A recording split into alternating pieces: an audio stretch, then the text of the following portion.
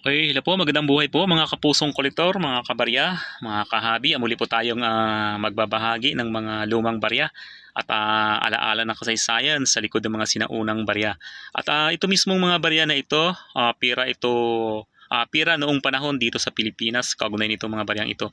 So, ang ito na atin ngayong ibahagi ay para naman po dun sa mga makakita o malaman ng iba kung anong oring barya ito. Sa bagay nito mga panahon ngayon na modernong panahon natin ay laganap na ang mga pagpo-post ng mga ng tungkol sa mga lumang barya ay kahit pa nga itong ating mga barya ngayon nakasalukuyan pa nating ginagamit sa panggastos, ganon din sa mga commemorative coin ay ginagamit na rin sa mga pagko-content sa Facebook o sa social media, sa Reels o pati na sa YouTube. So, wala namang masama doon sa pagko-content ng mga barya o lumang barya, lalo na sa mga makasaysayan na barya ng Pilipinas. Para po doon sa mga hindi pa po nakakalam nito ang kasaysayan ng tungkol sa mga barya na ito.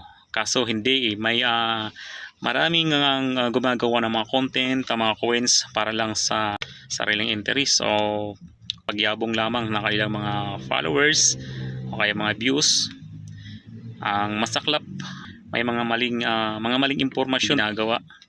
So katulad na po riyan, yung usong-uso ngayon pagpapalaganap ng anyay na bibili ng libo-libo itong isang mga common coin o karaniwang barya lang na hindi naman talaga totoo na ito'y nabibili ng mataas, kaya yung iba yung maasa at napaniwala.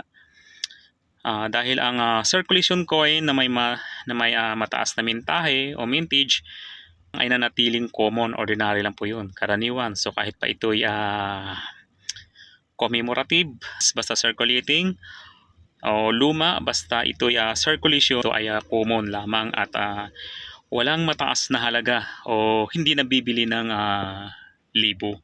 Okay, so ating ibahagi ngayon ay itong mga baryang ito.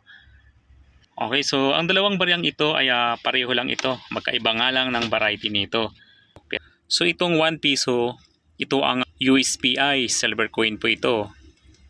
Ito ay unang inilabas noong 1903 sa panahon ng pamamahala ng Estados Unidos sa Pilipinas. Tinatawag din itong Conant Piso, ipinangalan kay Charles A. Conant na tumulong sa pagbuo ng bagong sistemang pananalapi sa Pilipinas. So ang disenyo nito ay gawa ng isang Pilipinong eskultor na si Milicio Figueroa. So makikita natin sa harap, ayan, makikita natin sa harap ang isang Pilipina, isang babaeng Pilipina na may hawak na martilyo. At ang bulkang mayon ang nasa likod nito. So pareho po itong disenyo, itong dalawang baryang ito. Ayan, habang ang sa likod naman nito, ayan, ating makikita itong parehong ito, ang dalawang baryang ito. Ayan, ang sa likurang bahagi ating makikita ang American Eagle sa ibabaw ng kalasag. Ayan.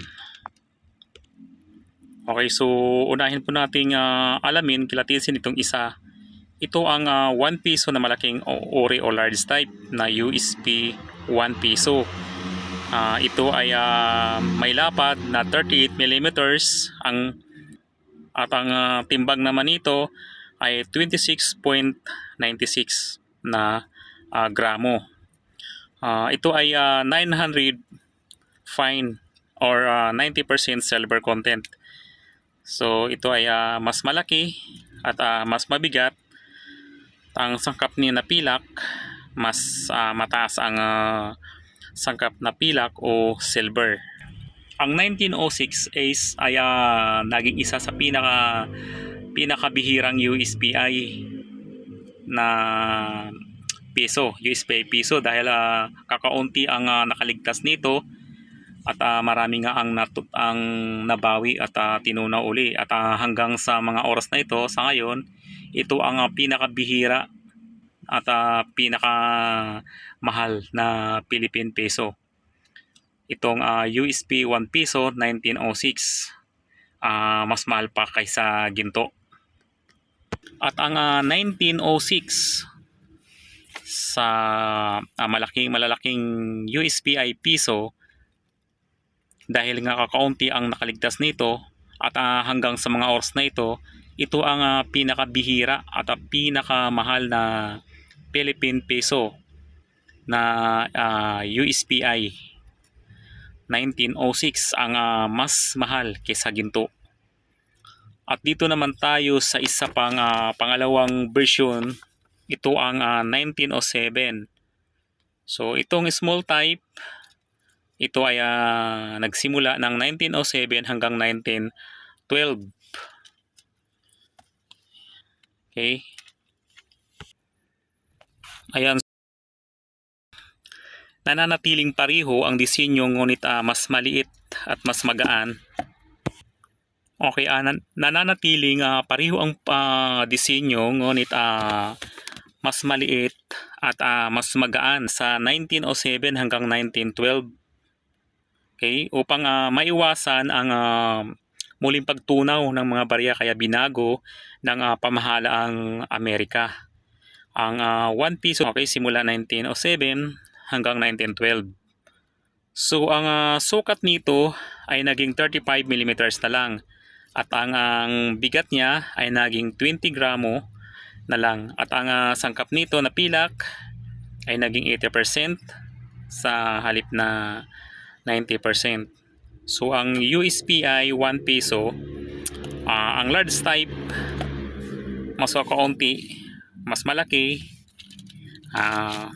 mas mahal, mas mataas ang presyo, mas mataas ang silver content nito sa ngayon, sa naiwan na mga 1903 hanggang 1906. So ang large type ay mas kakaunti, yan, mas malaki, mas mabigat, at may mas mataas na silver content, kaya mas mahal po ito. At lalong-lalo na nga doon sa 1906 na wala tayo noon.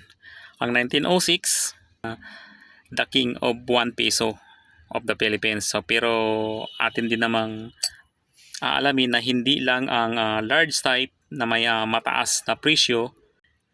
Okay, pero mahalaga din ating malaman na hindi lang ang large type ang may mataas na presyo sa USP 1 piso. Meron din sa small type sa 1907 hanggang 1912.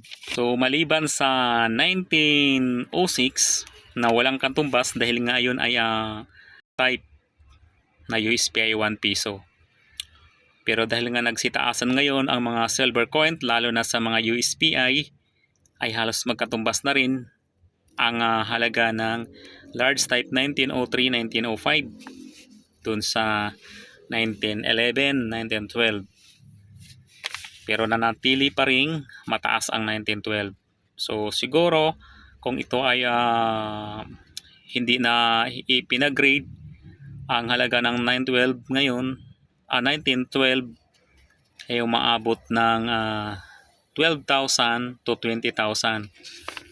Depende yun sa seller at depende rin yun sa ori ng coin. Depende sa kondisyon ng coin.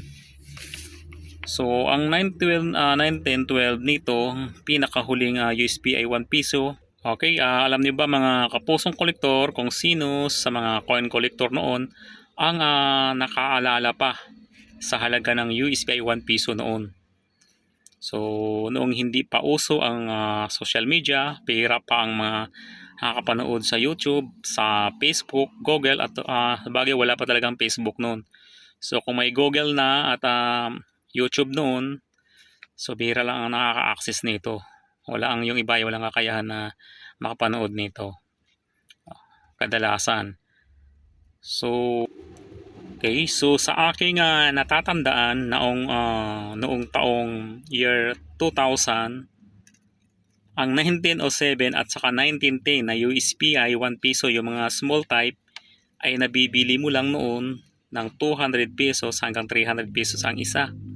Dating naman ng 2005 hanggang 2008, naging 250 to 350 ang isa ng 1907 at 1909. So pataas na nga naman, 2009 hanggang 2011, malamang umabot na ito ng 400 to 500. Medyo mataas na sa pakiramdam ng mga panahon na mga taon na yon. So hanggang sa pagdating ng 2019, kung saan umusbong dito ngayon bumalik, nagsimula talaga sa mga social media ang mga pangungulikta ng coin, at ito nagsimula noong 2019 hanggang 2020 ng panahon ng pandemic. So pataas ng pataas at padami ng padami ang mga kolektor sa social media. Ganon din ang mga seller, reseller. May mga nagpapa-auction doon, may mga nagpaparapol ng mga coin. So isa ito sa mga USPI. So hanggang sa patuloy ang pagtaas nito, ang dating 700 to 1,000 na USPI 1 piso ay na 1907 hanggang 1909, 2022 hanggang 2025.